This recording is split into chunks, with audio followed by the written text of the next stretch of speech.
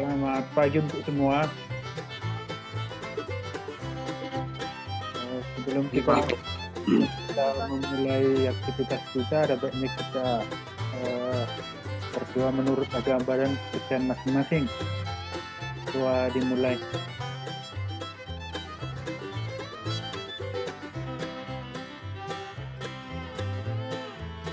Oke, doa selesai. Pada pertemuan kali ini kita akan membahas tentang siklus hidup sistem. Jadi sangat-sangat sederhana sih. Karena minggu lalu kan kita sudah membahas pengertian sistem, jenis-jenisnya, dan apa yang cocok untuk didesain.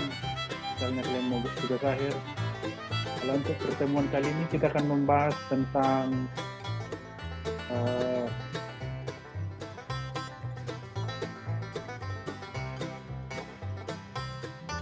siklus. Sudah nampak? Sudah, Pak. Nampak, Pak. Siklus hidup sistem. Jadi nggak halus di apa ini di makhluk hidup. Ini ada siklus sistem. Tapi untuk penerapan di komputer ataupun di perusahaan, di mana-mana harus ada sistem ini. Harus ada alurnya, harus ada flowchart siklus hidup sistem. Kita lihatlah langsung itu siklus hidup sistem atau the system life cycle. Cycle itu di sini pengertiannya perputaran sistem ataupun secara bertingkat. SLC ini System Life Cycle merupakan serangkaian tugas yang mengikuti langkah-langkah sistem dalam menerapkan informasi berbasis komputer. Dan inilah yang kita terapkan di dalam sistem ilmu komputer. Ini langkah-langkah harus mengikuti step-step ataupun alur. Karena mengikuti suatu pola teratur dan dilakukan secara top down, sering disebut sebagai dengan pendekatan air terjun. Jadi dari atas ke bawah harus ada input, output itulah down, paling bawah. Untuk tahapannya ini kita lihat perencanaan. Perencanaan itu harus ada planning. Jadi kalian kuliah contohnya ya, harus ada planning ke depan. Harus ada visi misi misalnya di diri masing-masing, visi misi. Coba kalian lihat perusahaan ataupun kampus, pasti di depan ataupun di depan pintu masuk biasanya ini ada visi misi. Jadi kemana tujuan kampus itu, kemana mau diarahkan 10 tahun ke depan, 5 tahun ke depan, inilah siklusnya, harus ada perencanaan. Setelah ada perencanaan baru analisis. Menganalisis maksudnya apa yang mau kita kerjakan, ini planning ini harus kita analisis. Harus kita mengetahui tujuannya. Apa permasalahan nanti untuk mencapai tujuan tersebut. Apa yang akan dilakukan, apa yang harus disanggupi. Baru ini rancangan. Jadi nggak bisa lepas dari sistemnya, rancangannya. Makanya ada istilah metodologi penelitian.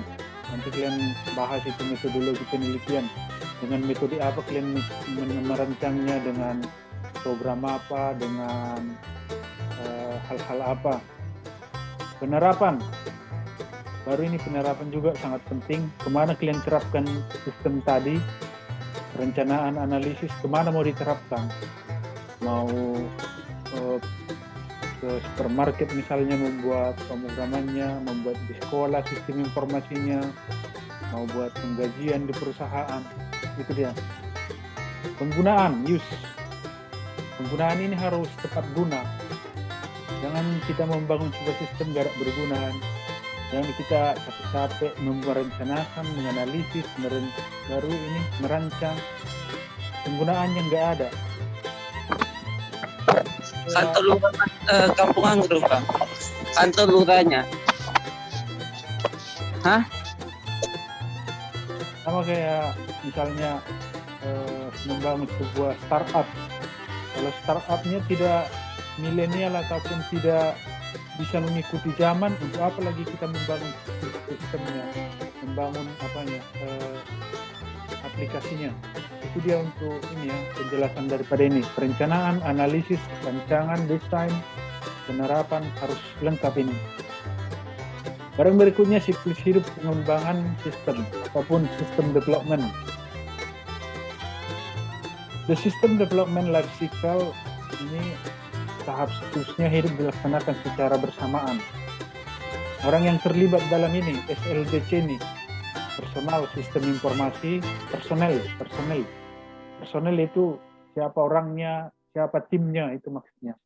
Harus ada. Pengguna ataupun user, harus ada ya. Konsultan jasa informasi.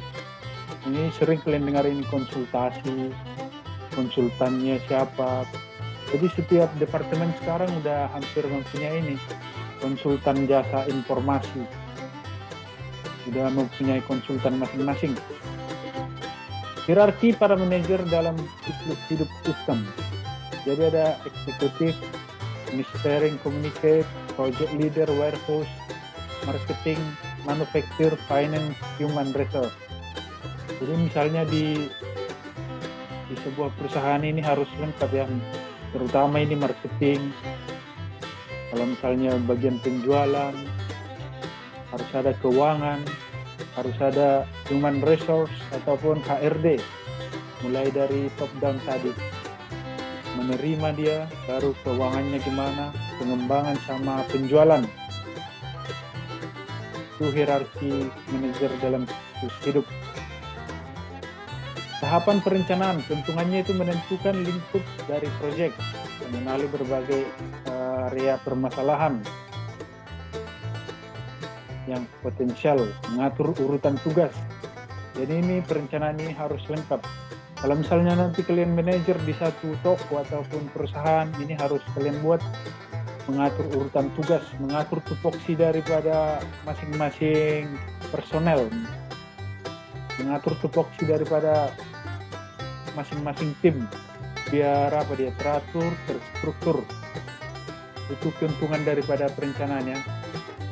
Kalau untuk langkah-langkahnya, menyadari masalah, mendefinisikan masalah, menentukan tujuan sistem, baru mengidentifikasi kendala, apa yang menjadi kendala daripada karyawan tadi, dia kurang mengerti atau perlu pengembangan ataupun membuat kursus sendiri dia misalnya untuk pengembangan diri. Baru membuat studi kelayakan. Ada teknis, pengembalian ekonomis, pengalihan non-ekonomis, hukum dan etika. Mempersiapkan usulan penelitian sistem. Ini termasuk ini proposal.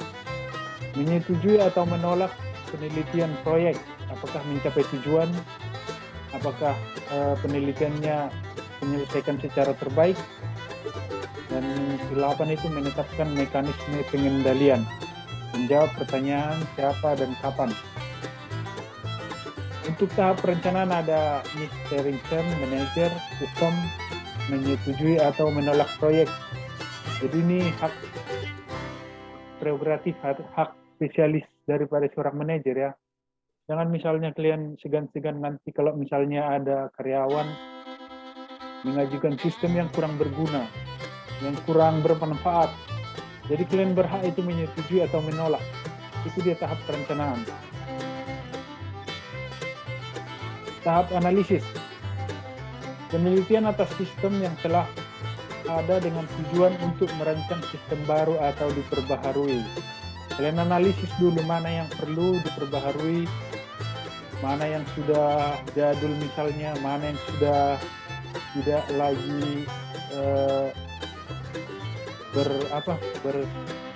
berhubungan dengan zaman sekarang, yang tidak lagi terlalu dipentingkan oleh manusia. Langkah-langkah analisis itu harus ada ini, mengumumkan penelitian sistem. Alasan dan keuntungannya apa? Harus bisa dijelaskan alasannya kenapa dia dilakukan, kenapa dia dirancang. Mengorganisasikan frame proyek. Mengorganisasikan itu tadi membuat tim-tim supaya lebih akurat, supaya lebih efisien pemakaiannya, spesialis informasinya, dan pemimpin proyeknya. Itu kan penelitian yang baru-baru ini ada TKN ya. Harus ada di situ ketuanya, misalnya mahasiswa ketuanya, anggotanya ada.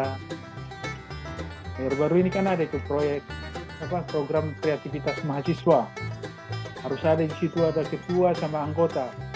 Jadi kegiatan tersebut terstruktur, itu maksudnya mengorganisasikan tim proyek, baru mendefinisikan kebutuhan informasi. Harus apa kan? Kalau misalnya kalian meneliti harus ada wawancara, harus ada pengamatan, harus ada survei. Pengamatan ini misalnya dia menjual apa, dia mengembangkan apa, dia mengolah apa, dan apa yang kalian rancang ke sana untuk mengembangkan. Mendefinisikan kriteria sistem, bagaimana kinerjanya, manualkah, sudah otomatiskah, ataupun sudah digital. Menyiapkan rancangan usulan. Nah inilah, setelah kalian memenuhi 4 ini, bisa kalian menyiapkan rancangan usulannya. Misalnya ini, ini Pak udah sangat tidak diperlukan lagi zaman sekarang. Kami mau menyiapkan usulan rancangan sistem ini. Setelah kami analisis misalnya, penjualan Bapak ini sudah mulai menurun, kami menyiapkan rancangan berbasis digital misalnya. Kami membangun startup misalnya, baru menjual secara online. Makanya sekarang kan banyak yang misalnya kedai-kedai GoFood itu kan dulu dia nggak rame, tapi karena dia mendaftar ke partner daripada GoFood, sekarang dia tiba-tiba rame. Jadi dia menganalisa misalnya pemasarannya bahwa sekarang itu nggak perlu lagi cantik bangunannya, cantik ruang tamunya, cantik karyawannya, nggak usah lagi. Sekarang itu di GoFood itu ada promo, baru kemasan makanannya itu cantik. Cobalah kita lihat sekarang itu, misalnya jual martabak lah, kita lihat kemasannya cantik kan, sementara isinya sama yang dikasih 5, tapi karena kemasan sama ada promo di GoFood. Itulah rancangan tadi, rancangan sistem penjualannya. Menyetujui dan menolak rancangan proyek, inilah penjelasan tadi ya. Baru untuk tahap analisis ada steering, communicate, manager, sistem analis. Inilah tahap analisisnya ya, mengumumkan. Jadi setelah nanti kita kan kalian ikut PKM, nanti ada pengumumannya itulah untuk tahap analisis ya. Setelah dianalisis panitia, nanti ada diumumkan penelitian itu, baru mengorganisasikannya, mendefinisikan, baru dikasihlah dana. Itu dia untuk penjelasan ini ya, untuk tahap analisis ini. Baru untuk tahap perancangan, pada sistem ini ditentukan oleh proses data yang diperlukan oleh sistem baru dan juga jenis peralatan yang akan digunakan. Nanti setelah diterima, kalian butuh apa? Nanti ditanya oleh Dikti ataupun Belmawa ya. Apa yang kalian butuhkan? Alat-alat apa? Biar kami kasih dananya untuk beli itu. Itu maksudnya ini untuk perancangan. Ini peralatan yang digunakan. Kalian butuh komputer kah? Butuh software kah? Butuh PC kah? Rancangan langkah-langkahnya itu rancangan terstruktur. Diagram harus data. Dokumentasi. Ini harus penting juga ya. Kalian foto usahanya, kalian foto, kalian pas mengambil data misalnya itu. Baru mengidentifikasi alternatif konfigurasi sistem. Ini langkah yang kedua. Mengevaluasi alternatif konfigurasi sistem, baru memilih konfigurasi terbaik, menyiapkan usulan penyerapan. Jadi harus ada 2 sebenarnya pemilihan sistem ini. Harus ada 2 analisnya, harus ada 2 jalurnya. Jadi mana yang terbaik itu nanti yang pilih. Menyiapkan usulan penerapan, menyetujui menolak penerapan. Jadi inilah tugas-tugas manajer tadi, bisa menyetujui dan menolaknya. Kalau untuk sharing commit manager, design phase, inilah control, menyiapkan, mengidentifikasi, mengevaluasi. Setelah nanti sistem tersebut jalan, yang dikerjakan seorang user ini hanya inilah, mengontrol apakah berjalan dengan baik, apakah perlu evaluasi dari hasil, apakah sudah maksimal sistem tadi. Design phase. Alat dokumentasi yang populer yaitu model data modeling, diagram hubungan entitas, baru model proses, bagian arus sistem, flowchart, bagian arus program, diagram arus data flow diagram, DFD, baru bahasa Inggris terstruktur, baru model objek, model hubungan objek relation model. Inilah alat dokumentasi yang populer. Contoh diagram arus DFD, ini harus berurut ya. Ada customer, sales order entity, berapa jumlah yang diorder, baru accept order. Ini sistem sederhana ini. Ini di startup kan hampir ini sederhana tapi menarik. Ada billing langsung. Inventory ini maksudnya berapa jumlah stok, berapa jumlah sisa.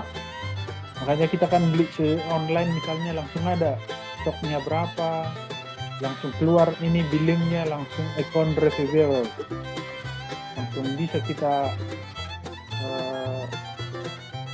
mengidentifikasikan berapa harga, berapa potongannya.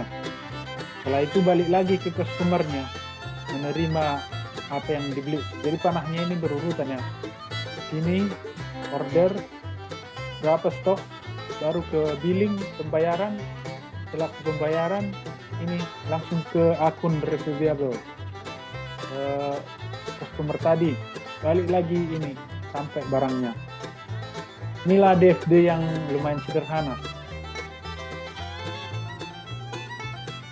Kalau untuk sistem sudah agak agak lebih meluas.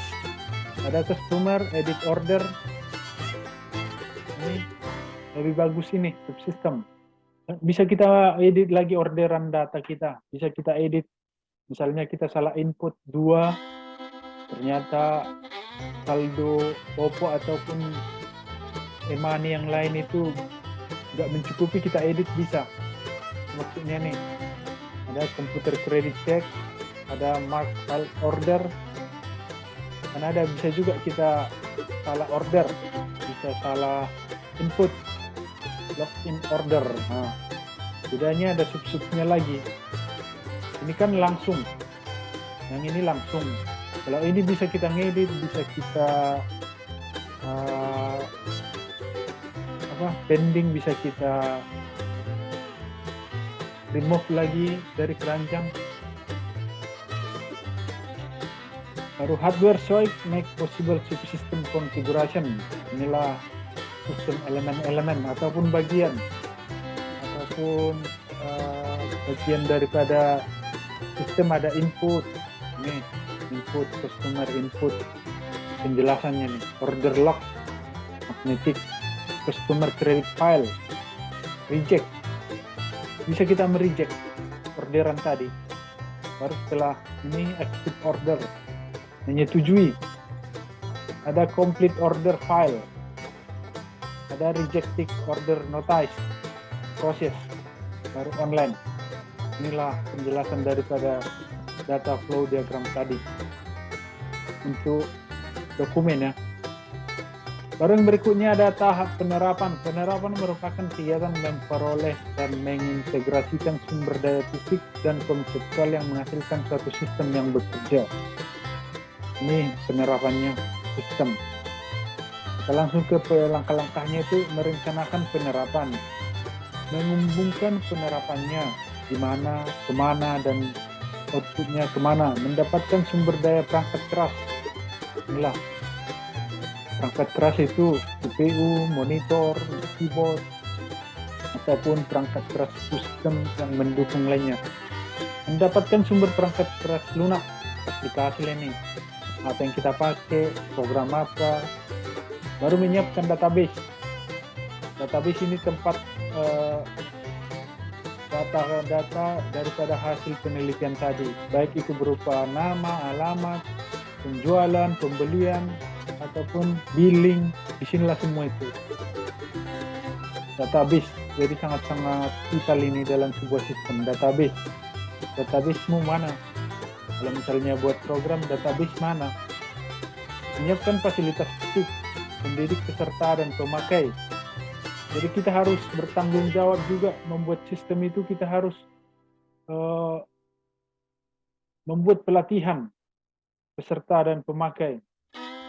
Dan hanya kita aja yang bisa memakai, harus bisa orang lain, harus bisa selain membuat sistem. Menyiapkan usulan, menyetujui atau menolak sistem baru, menggunakan sistem baru. Itulah untuk penerapan. Baru untuk fase implementation ada ini gabungan daripada semua ya, penerapan. Ini ada kontrol, 2 kali dia dikontrol ini untuk penerapan implementasi. Lalu mendapatkan perangkat keras, mendapatkan perangkat lunak, menyiapkan database, menyiapkan fasilitas fisik, mendidik peserta dan pemakai. Inilah daripada gambaran daripada ini yang di atas ini, langkah penerapannya. Baru ada customer approach, ada pilot immediately phase parallel. Ini untuk sebuah sistem daripada ini, penerapan implementasi ini. Baru yang terakhir ada tahap penggunaan, menggunakan sistem. Kalau bisa kita gunakan, kita audit sistemnya, di mana ada kekurangan, di mana ada kelemahannya, mana misalnya ada kecurangan, bisa dipakai. Baru memelihara sistem. Setelah itu tadi, setelah diimplementasikan, kita harus selalu ini ya, memperbaiki, bisa menjaga, meningkatkan development program. Baru menyiapkan usulan rekayasa ulang. Harus ada planning, harus ada rencana strategis bertahun ke depan. Menyetujui atau menolak rekayasa. Kita setujukah itu direkayasa, setujukah kita itu diubah, harus kita teliti dalam penggunaan. Untuk diagramnya ini ada the use phase, fase menggunakan, control, use the system, baru ada mengaudit, memelihara, mempersiapkan usulan rekayasa, baru diagram kemari terakhir menyetujui atau menolak. Apakah kita menolak ini usulan tadi? Apakah kita menolak pembaharuan itu? Inilah diagramnya. Baru berikut prototyping, memberikan ide bagi pembuat atau pemakai potensial cara sistem berfungsi dalam bentuk lengkap. Ada tipe 1, sistem operasional. Ada type 2, model yang dapat dibuang sebagai cetak biru. Cetak biru sering dengar itu ya, blueprint. Apa yang menjadi rancangan, apa yang menjadi rencana strategis ke depan. Inilah untuk prototype jenis 1 ya, type 1 sistem operasional. Ada identifikasi kebutuhan, pengembangan prototype atau sistem, prototype diterima. Kalau diterima ya jawabnya ya, kalau tidak ini dikembalikan lagi ke awal, no. Ini dikembalikan ke awal menggunakan prototype. Untuk type 2 ada pengembangan, identifikasi kebutuhan, diterima. Kalau diterima ke bawah, kalau tidak kembali lagi ke atas ya, no, ini N. Kalau sudah diterima, baru kemudian sistem operasional, menguji sistem operasional. Kalau sistem diterima, baru ini menggunakan sistem itu untuk pengembangan. Daya tarik prototyping, komunikasi antar analis dan pemakai yang baik. Ini banyak kita sering disuruh kalau misalnya ngorder ataupun memakai sebuah startup, kita sering disuruh membuat bintang yang bintang 5, bintang 4. Ini fungsinya ini, komunikasi antar analis dan pemakai membaik. Jadi kalau misalnya kita buat bintang 1, bintang 2, berarti aplikasi orang itu kurang baik. Jadi orang itu bisa mengaudit ataupun memperbaiki development programnya supaya lebih bagus. Itu dia fungsi daripada si aplikator tadi, memberikan bintang kita, baru memberikan komen. Baru kedua, analis dapat bekerja lebih baik dalam menentukan kebutuhan pemakai ini ya. Jadi itu sangat-sangat perlu kita memberikan komentar ataupun rating pada sebuah aplikasi. Ini fungsinya menentukan kebutuhan supaya lebih baik. Jadi orang itu nggak marah, nggak kecewa sama kita, bahkan orang itu senang dikasih komentar. Baru pemakai berperasaan lebih aktif dalam pengembangan sistem. Jadi kita ada fungsinya di sana, jangan hanya memakai, kita harus bisa menganalisa. Oh, kalian kurang ini, bisa kita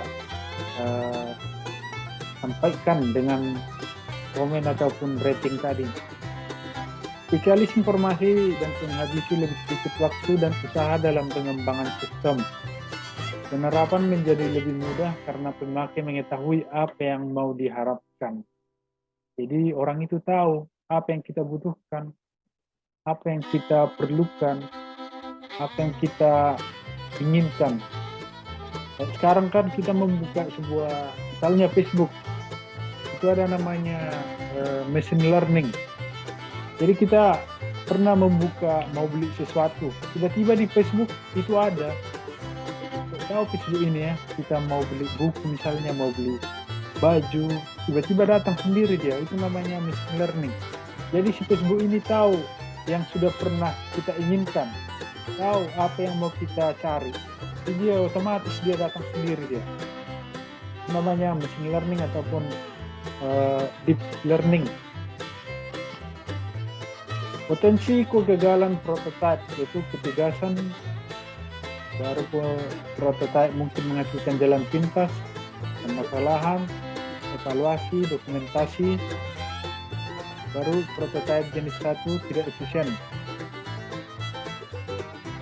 Hubungan komputer manusia yang tidak disediakan mungkin tidak mencerminkan perencanaan teknik yang baik.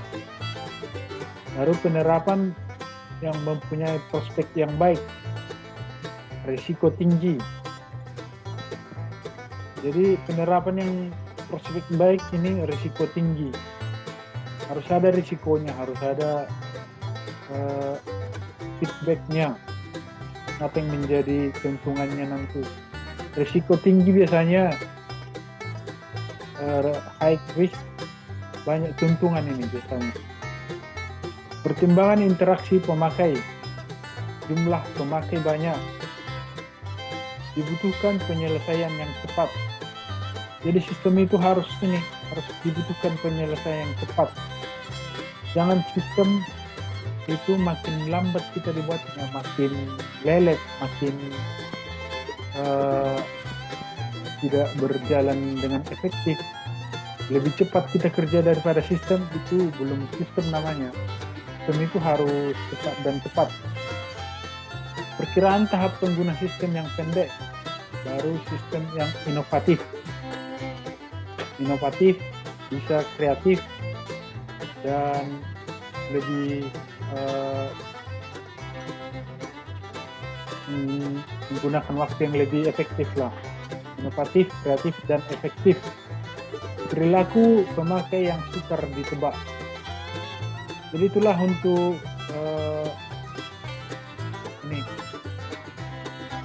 siklus hidup sistem. Harus ada perencanaan, analis, rancangannya apa, penerapan kemana, baru penggunaannya kemana. Inilah secara ringkasnya. Tapi kalau penjelasannya tadi panjang lebar. Ada tahap analis, ada langkah-langkahnya. Tapi secara sederhana ini. Kalau bahasa Inggris ini sering disebut dengan POAC. POAC. Kalau di manajemen kalian belajar POAC kan. Planning, organizing, executing, dan controlling. Kalau di tahap siklus hidup ini ada perencanaan, planning. Baru bedanya di sini POAC, organizing, dia dialihkan ke nomor 3 jadi rancangan dia, rancangan. Kalau untuk kedua menganalisa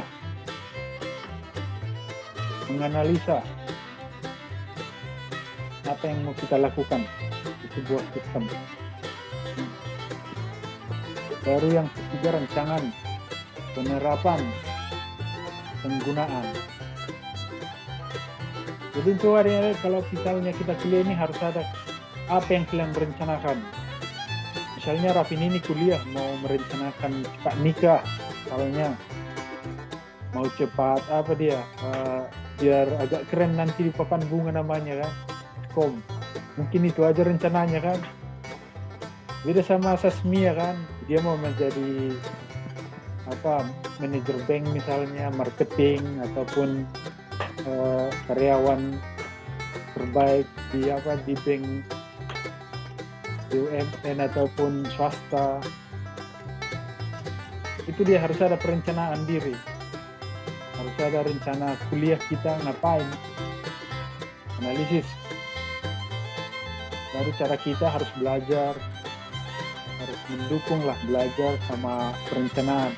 Jangan cita-cita tinggi ya kan, belajar malas ataupun skillnya belum dibentuk. Harus sesuai, harus seimbang skill sama rencana kita. Kalau bermimpi sih bisa tinggi ya, tapi untuk mewujudkan mimpi ini harus dilengkapi semua ini, 5 ini.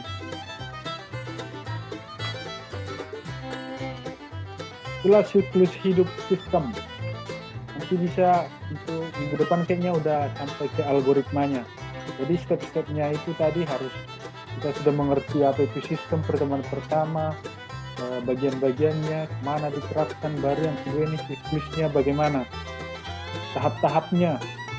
Siklus hidup misalnya harus ada lahir, baru kalau secara sederhana ya siklus hidup di makhluk hidup, lahir, baru apa lagi, anak-anak, remaja, nikah, tua, mati. Itu aja siklus hidup kita kan. Kalau di siklus hidup ini harus ada ini perencanaan. Itu aja bedanya.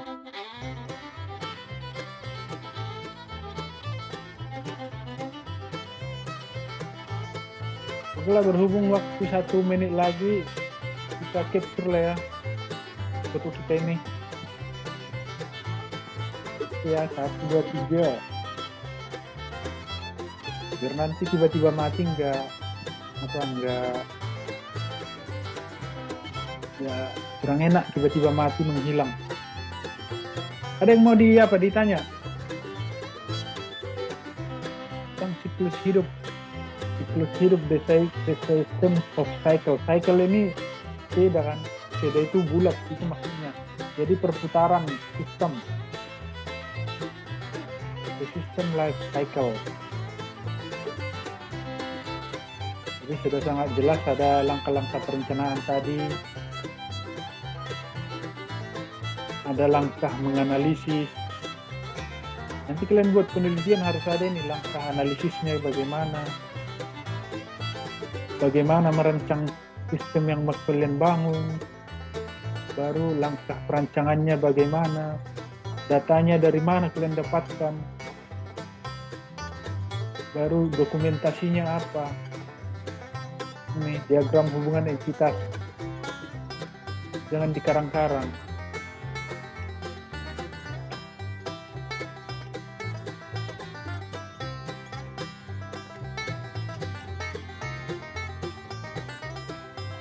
Doa dimulai.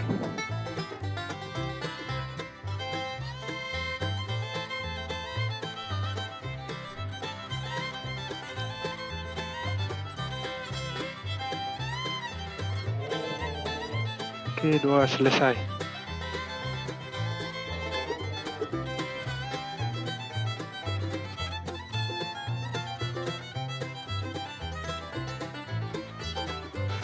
Jadi yang kita bahas pada pertemuan kedua ini itu tentang konsep dasar jaringan komputer. Minggu lalu kan kita sudah membahas sedikit tentang konsep dasarnya itu bagian-bagiannya ada LAN, WAN, dan MAN. Nanti kita lihat jenis-jenisnya. Langsung kita mulai aja konsep dasar jaringan komputer. Jadi materi yang kita bahas di sini ada konsep dasar jaringan komunikasi, definisi jaringan komunikasi, jaringan telekomunikasi, jaringan komunikasi komputer, baru ada bagiannya lagi sejarahnya nanti, sejarah jaringan, baru model referensi, tipe-tipe jaringan komputer. Itulah yang kita bahas pada pertemuan ini ya. Itu langsung kita melihat komunikasi komputer atau berasal dari bahasa communication Inggris. Kalau bahasa Latinnya communicare, berbagi, share. Jadi yang kita lakukan di Facebook, di Twitter, Instagram, ada istilah share, itu namanya udah komunikasi satu orang atau lebih. Kalau kalian misalnya cerita-cerita, itu komunikasi verbal, komunikasi yang langsung. Kalau misalnya cerita sama kawan, menambah-nambah cerita, itu banyak cerita ya kan. Jadi komunikasi dapat diartikan menampilkan, mengubah, menginterpretasikan atau mengolah informasi antara manusia dan mesin. Jadi bagian komunikasi dari sini pengirim, penerima, media. Inilah komponen utama daripada komunikasi. Pengirim, penerima, dan media ataupun medium. Kalau tidak ada mengirim atau tidak ada menerima, kemana mau dikirim? Itu belum ada komunikasi. Itu pengertiannya secara umum ya. Kalau untuk gambarannya ini konsep dasarnya, ada sumber atau pengirim, source atau destination. Ini destination tujuan. Jadi ini pengirim, ini penerima. Media ini yang dimaksud dengan media tadi, ini media channel ataupun bisa berupa kabel, bisa berupa wireless. Jadi masalah di sini ada berupa jarak, dibutuhkan media transmisi yang baik, komunikasi jarak jauh. Jadi setiap komunikasi itu harus ada media yang baik, sinyal. Kalau di jaringan komputer itu sinyal yang baik. Kalau telepon sinyal juga harus bagus, harus stabil. Baru komunikasi itu dikatakan baik. Kalau secara jarak jauh telekomunikasi itulah yang kita lakukan. By phone, by smartphone semualah. Itulah pengertian telekomunikasi. Baru bentuk telekomunikasi pertama itu ada inilah telepon seluler pertama. Telepon phone. Masih pernah kalian pakai ini telepon lama ini? Enggak lagi ya. Ini dulu zaman tak enak ini dipakai. Dulu waktu ngekos, kalau minta kiriman pasti pakai ini ya kan. Pernah lagi lihat ada istilah warung internet 3M, murah, meriah, muntah. Jadi itu dulu berebut, kalau udah akhir bulan itu mahasiswa yang ngekos itu berebut, itu antrian, nelpon mamanya cari kiriman ya kan. Itu komunikasi secara zaman dulu. Kalau sekarang kan udah tinggal WhatsApp, tinggal ketikkan mobile phone udah sampai kirimannya. Jadi sistem yang terbentuk dari interkoneksi, fasilitas yang dirancang membuat traffic itu terdiri dari link, node, traffic.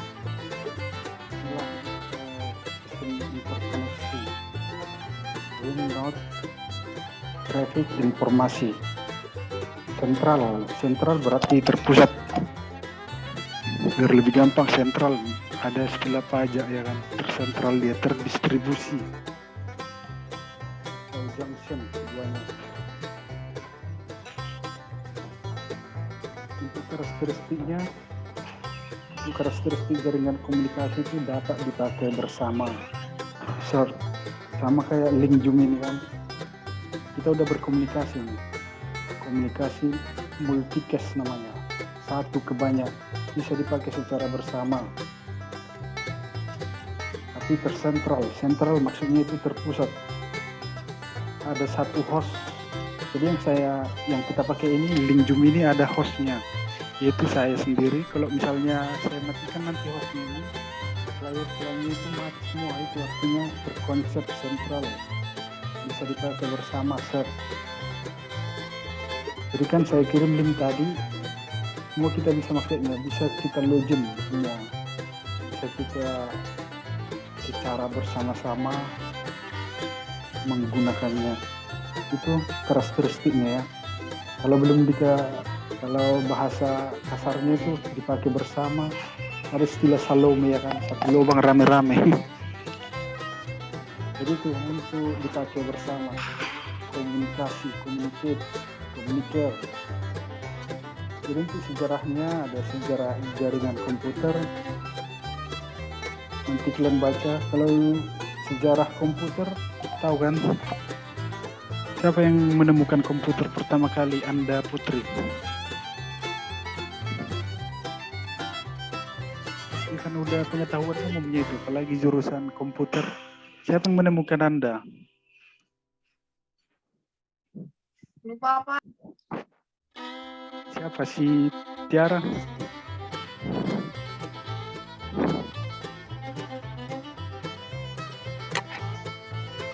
Papa. Itu menemukan komputer itu siapa sih? Pernah dengar Charles Babbage.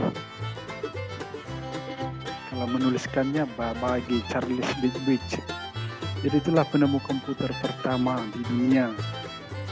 Kalau untuk jaringan komputer nanti kalian baca ya, biar berguna. Jaringan komputer siapa yang menemukan? Kalau untuk komputer tadi Charles Babbage. Orang berikutnya ada time sharing komputer. Kapan di share, kapan diakses, itu pengertiannya time share. Jadi ini terfokus dalam satu cloud penyimpanan di awan. Meskipun di awan bisa diakses bisa langsung di print out, bisa langsung diakses komputer ataupun PC teks, sama ini pengaturan di router ini. Itu untuk time share ya, kapan waktunya men-share, kapan ini on time. Baru ada centralized, ini tadi tersentral dia. Ada terminal itu ada istilah, kalau secara umum kan terminal ada kumpulan ataupun pertemuan yang mengatur paket data dikirim kemana, dikirim ke klien 1 atau 2, ke klien 3 atau 4. Tapi ini yang mengatur terminal, sama kayak terminal di amplas misalnya. Kalau di sana kan itu pertemuan dari berbagai jenis bus dengan tujuan yang berbeda-beda.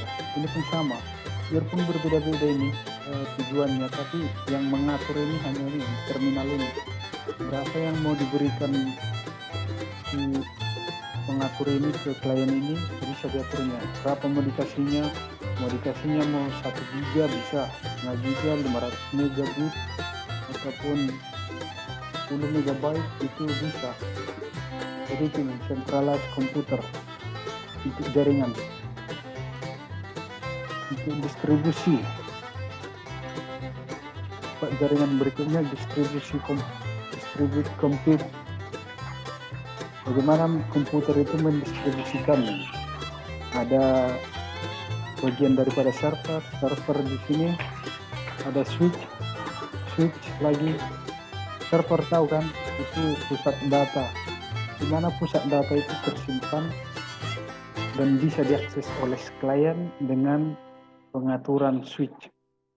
Switch inilah yang mengatur, ini ada biasanya ini ada 42 port maksimal ya, switch atau hub.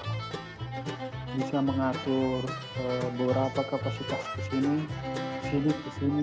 Jadi biarpun ada ribuan komputer, itu bisa diaturnya stabil semua. Rata-rata 1-2 mega misalnya, 2 mega per satu PC bisa diaturnya. Jadi nggak usah heran kalau misalnya ada ribuan PC, bisa ya sama-sama mengakses. Kalau misalnya ujian UNBK di SMA kan itu udah ada pengaturannya. Jadi antara komputer PC 1 ini dengan komputer PC 2 ini tidak berantem, tidak lagi saling berebut data, karena ini di switch ini sudah dibatasi berapa kapasitas per PC, berapa kapasitas yang negatif. Layan ini biarpun di ujung dia, di depan, di belakang nggak ada masalah lagi. Ini karena pengaturan switch tadi, distributnya tersentral dia, dan mengakses data dari server ini. Itu dia untuk pendistribusian data ataupun distribute computing. Baru untuk definisinya adalah jaringan komputer adalah sekumpulan peralatan komputer, hardware, dan software yang dihubungkan agar dapat saling berkomunikasi dengan tujuan dan berbagai sumber daya. Jadi ini hubungan, selalu berhubungan ya, hardware dan software. Hardware itu tahu kan perangkat apa itu Julius? Hardware.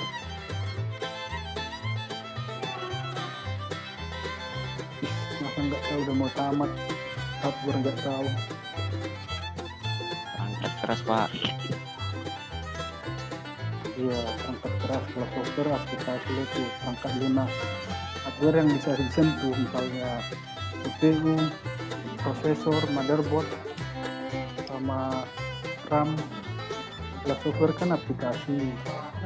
Aplikasi itu berupa Microsoft Office, semualah aplikasi di komputer yang bisa kita gunakan. Baru dibutuhkan aturan-aturan protokol yang mengatur komunikasi dan layanan secara umum dan seluruh sistem jaringan. Agar jaringan dapat berfungsi, dibutuhkan layanan yang mengatur pembagian sumber daya. Itulah definisi daripada jaringan komputer. Untuk elemennya ada 4 jaringan komputer, ada device, ada medium, ada message, sama ini client. Device tahu kan, device. Kalau misalnya kalian menghubungkan catering, lalu ada bilang device not found, device phone. Device itu apa itu cara? Device bahasa umumnya lah. Device kan perangkat, jadi perangkat berupa PC, bisa perangkat berupa handphone, bisa device berupa printer, bisa device berupa speaker aktif sekarang yang lagi booming. Dan kalau kita misalnya karaokean mau menghubungkan ke ampli kemana, ke mic, selalu ada device, pencarian device. Oke, model referensi jaringan komputer. Jaringan komunikasi memerlukan tingkat kompleksitas dan interface antara elemen jaringan. Arsitektur standar oleh ISO, International Organization Standard. Baru OSI mengacu pada standar pertukaran. Jadi yang kita bahas di sini paling umumnya itu ISO, International Organization for Standard. Itu ada 7 layer, nanti kita lihat satu-satu layernya. Ada 7 layer, 7 layer. Itu sudah sangat umum lah di bagian komputer itu.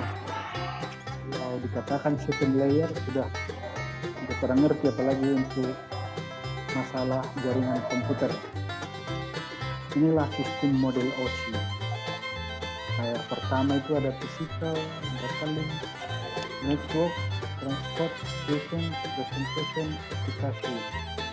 Jadi inilah yang perlu kita tahu, yang perlu kita bahas daripada posting model ataupun organization for standard internasional. Kita lihat yang pertama itu application layer. Application layer menyediakan jasa untuk aplikasi pengguna. Layer ini bertanggung jawab atas pertukaran informasi antar program komputer seperti email dan servis lain yang jalan jaringan. Jadi aplikasi, namanya aplikasi. Apa yang kita gunakan?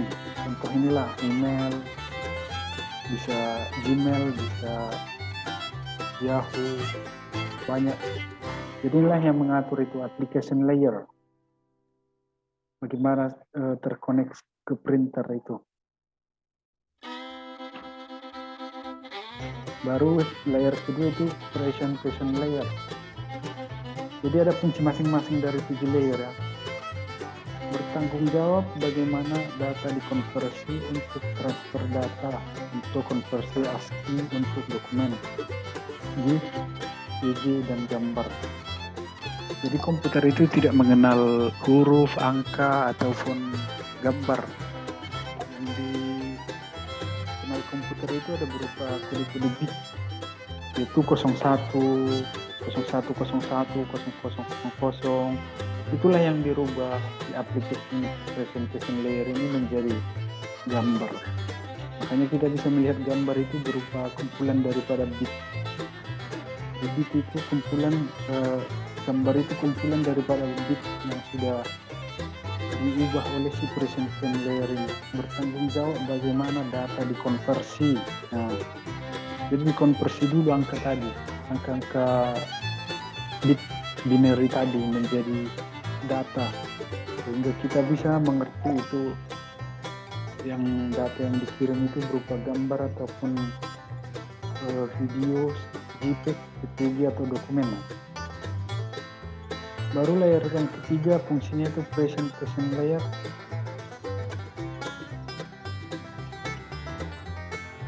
Transport layer. Mari ya. Presentation application. Presentation layer di bagian session namanya session layer. Jadi presentation layer ini ada 3 bagian juga, aplikasi, presentation, sama session. Menentukan bagaimana dua terminal menjaga, memelihara, mengatur koneksi. Jadi bagaimana biar koneksi kita bagus, bagaimana biar komunikasinya baik. Itu adalah tugas daripada session layer ini. Namanya session. Sesi untuk waktu, kapan dan di mana. Inilah tugas session layer. Kemudian berikutnya transport layer. Ini yang keempat ya, application, presentation, session, sama transport.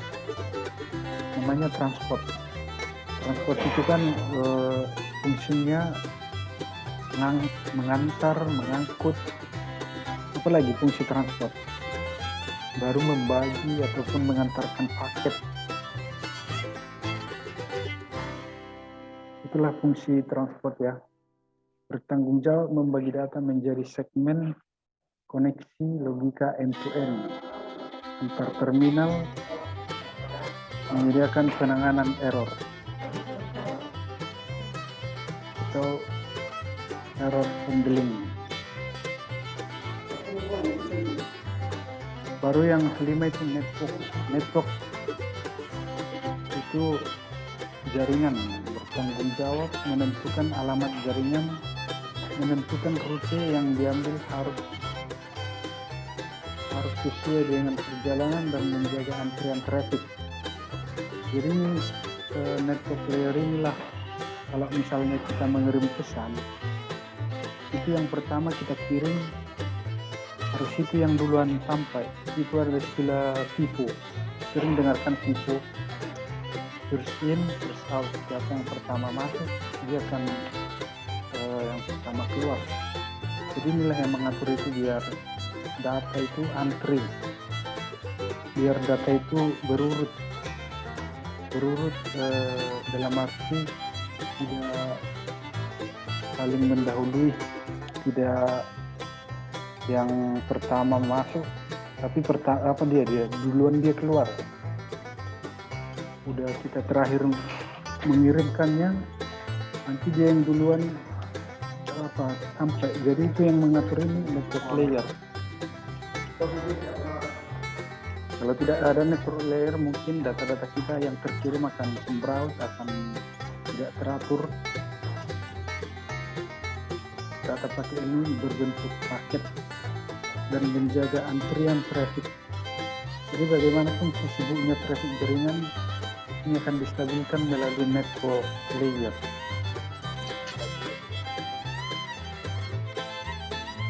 Baru yang berikutnya ada data link layer. Menyediakan link data untuk memasukkan frame yang berhubungan dengan hardware, kemudian diangkut melalui media komunikasi dengan kartu jaringan.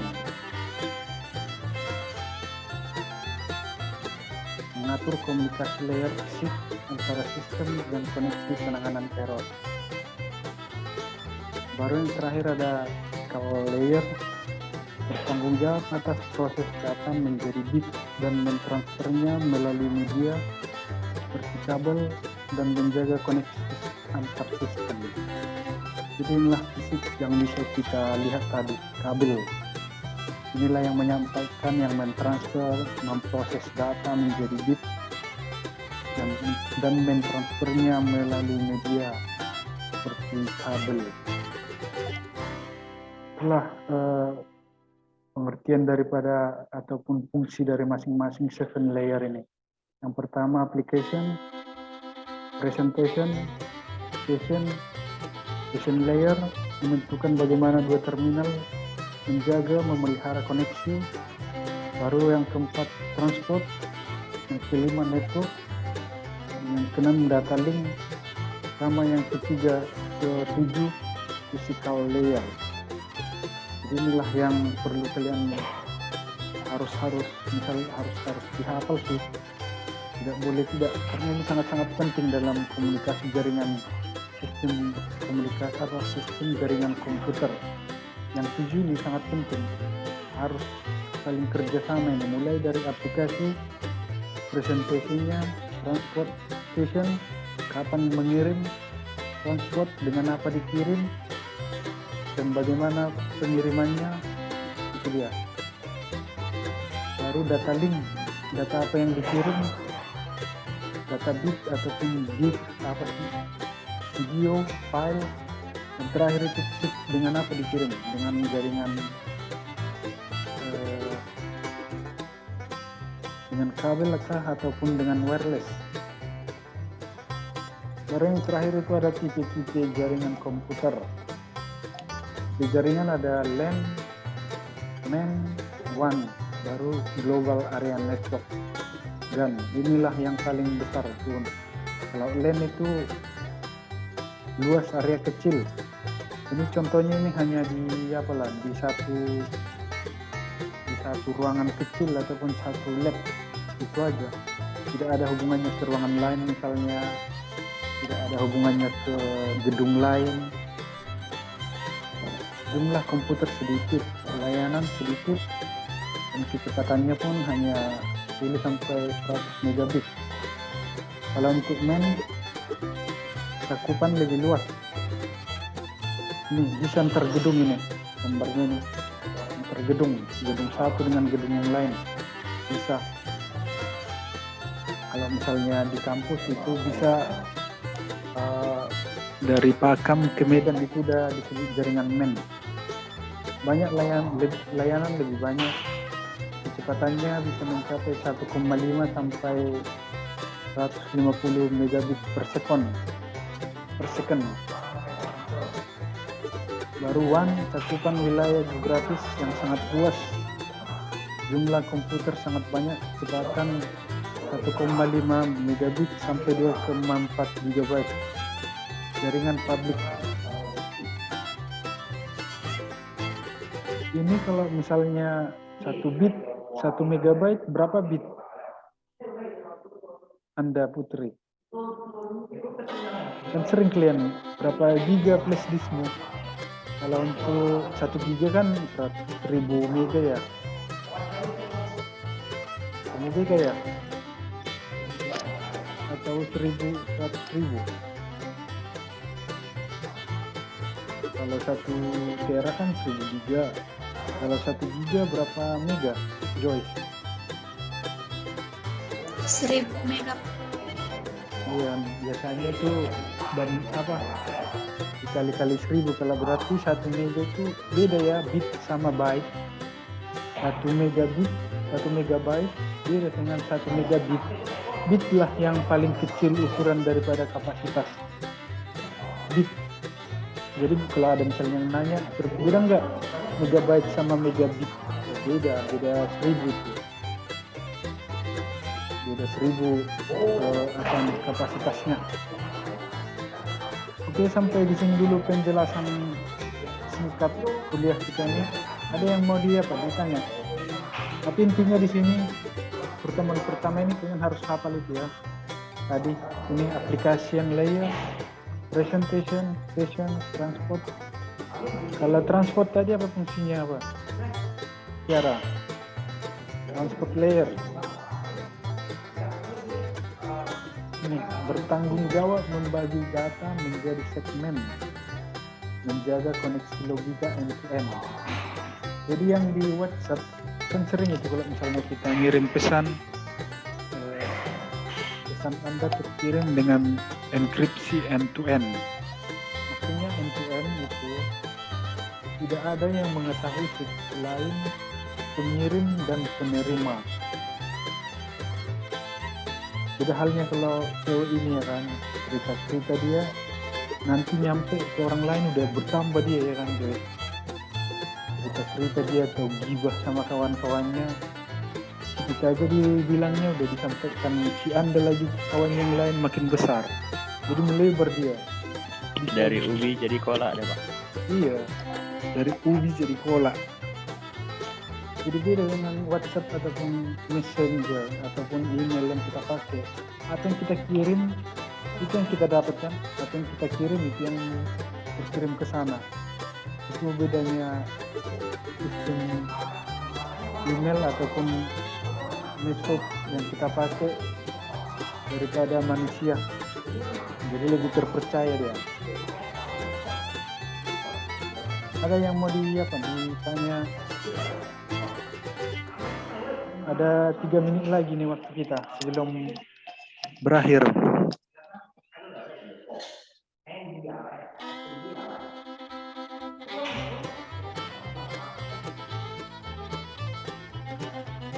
Ada yang mau tanya apa? Ian.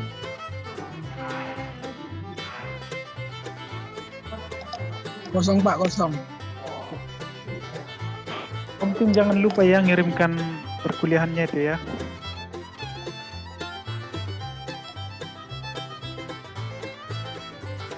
Pak, mau nanya Pak. Ya.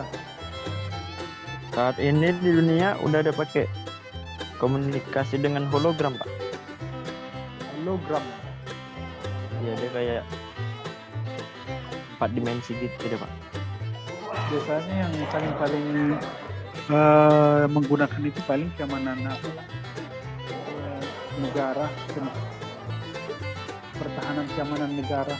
Itu biasanya itu menggunakan kode-kode sangat-sangat rahasia. Bahkan kode-kode QR code itu, pernah kan lihat QR code? Iya Pak tahu. Itu sangat-sangat rahasia, hampir mirip-mirip gitulah hologram.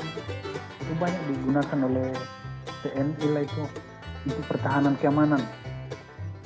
Jadi untuk cyber misalnya, untuk kepolisian itu banyak kode-kode rahasianya kan, biar masyarakat awam tidak tahu. Makanya pernah dengar berita tentang Wikileaks yang dideportasi dari Amerika karena apa?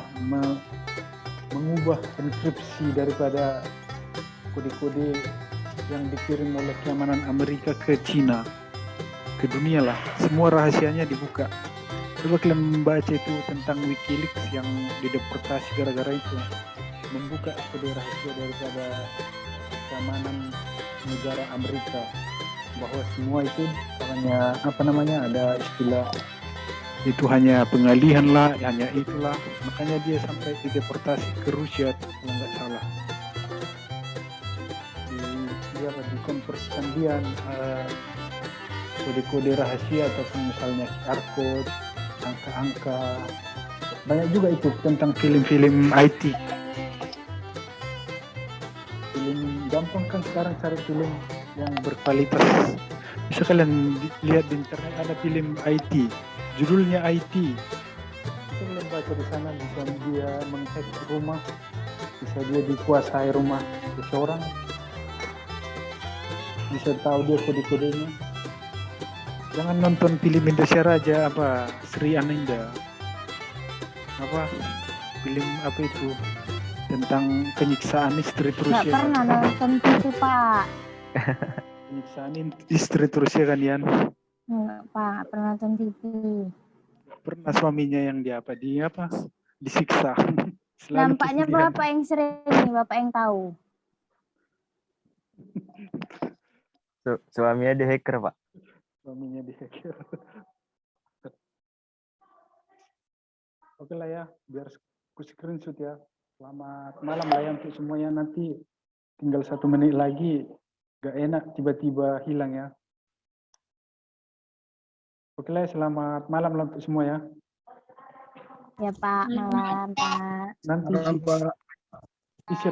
siap-siapnya ya. Ya, Pak. Oke, dadah, selamat malam semua. Baik, Pak. Dari bahan